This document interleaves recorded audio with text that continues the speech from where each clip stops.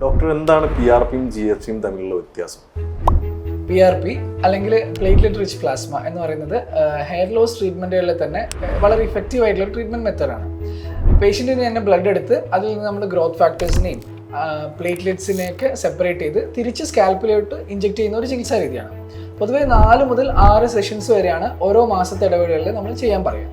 ഇനി GFC എന്ന് പറയുന്നത് ഗ്രോത്ത് ഫാക്ടർ കോൺസെൻട്രേറ്റ് എന്ന് പറഞ്ഞ ട്രീറ്റ്മെൻ്റ് ആണ്. അത് പേഷ്യൻറ്റിൻ്റെ ബ്ലഡിൽ നിന്ന് തന്നെയാണ് നമ്മൾ ചെയ്യുന്നത്. പക്ഷേ PRPയിൽ നിന്ന് കുറച്ച് വ്യത്യാസങ്ങളുണ്ട്. PRPയുടെ തന്നെ ഒരു അഡ്വാൻസ്ഡ് ഫോമാണ് GFC.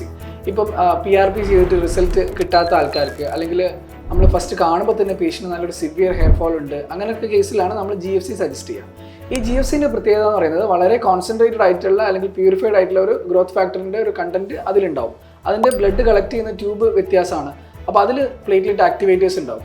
അത് നമ്മുടെ ആ ബ്ലഡ് കളക്ട് ചെയ്തതിന് ശേഷം എന്ത് ചെയ്യുമെന്ന് പറഞ്ഞു കഴിഞ്ഞാൽ ഈ പ്ലേറ്റ്ലെറ്റ്സിനകത്തുള്ള ഗ്രോത്ത് ഫാക്ടേഴ്സിനും കൂടെ പുറത്തെത്തിച്ച് അതിനെയും കൂടെ നമ്മൾ സെപ്പറേറ്റ് ചെയ്തെടുക്കുകയാണ്. എന്നാൽ പ്ലേറ്റ്ലെറ്റിൻ്റെ ഷെല്ലിനെ അല്ലെങ്കിൽ പ്ലേറ്റ്ലെറ്റ്സിനെ നമ്മൾ ഇഞ്ചെക്ട് ചെയ്യുന്നില്ല. പൊതുവെ പറയാം, ഒരു GFC is equal to 2-3 PRP sessions എന്ന് പറയും. അതുകൊണ്ട് തന്നെ പേഷ്യൻസിന് റിസൾട്ട് ഫാസ്റ്ററാണ്, ടൈം കുറച്ച് സേവ് ചെയ്യാം, ഹെയർ ഫോളൊക്കെ പെട്ടെന്ന് തന്നെ നിന്ന് കിട്ടും. കാരണം ഈ പ്ലേറ്റ്ലെറ്റ് അല്ലെങ്കിൽ സെൽ കണ്ടന്റ്, അനാവശ്യ സെൽ കണ്ടന്റ് ഒന്നും ഇല്ലാത്തതുകൊണ്ട് തന്നെ പെയിൻ ഇല്ല, ഇൻഫ്ലമേഷൻസ് ഇല്ല, നീർക്കെട്ടില്ല, അങ്ങനത്തെ പ്രശ്നങ്ങളൊന്നും തന്നെ വരുന്നുമില്ല. ഇനി ഒരാൾക്ക് PRP ആണോ അല്ലെങ്കിൽ GFC ട്രീറ്റ്മെന്റ് ആണോ വേണ്ടതെന്നൊക്കെ ഉള്ളത് നമ്മൾ ആ പേഷ്യന്റിനെ കണ്ട് അസസ് ചെയ്ത് നമ്മൾ വേണ്ട ടെസ്റ്റുകളൊക്കെ ചിലപ്പോൾ ചെയ്യേണ്ടി വന്നേക്കാം.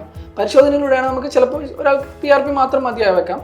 അല്ലെങ്കിൽ ചിലർക്ക് നല്ല സിവിയർ ഹെയർ ഫോളോ അല്ലെങ്കിൽ മറ്റ് ഇൻഡിക്കേഷൻസ് അല്ലെങ്കിൽ GFC ആണ് നമ്മൾ സജസ്റ്റ് ചെയ്യുക. അത് നമ്മൾ കൺസൾട്ടേഷന് ശേഷമാണ് ഇത് പറഞ്ഞു കൊടുക്കുക, ഇതൊക്കെയാണ് വേണ്ടതെന്നുള്ളത്.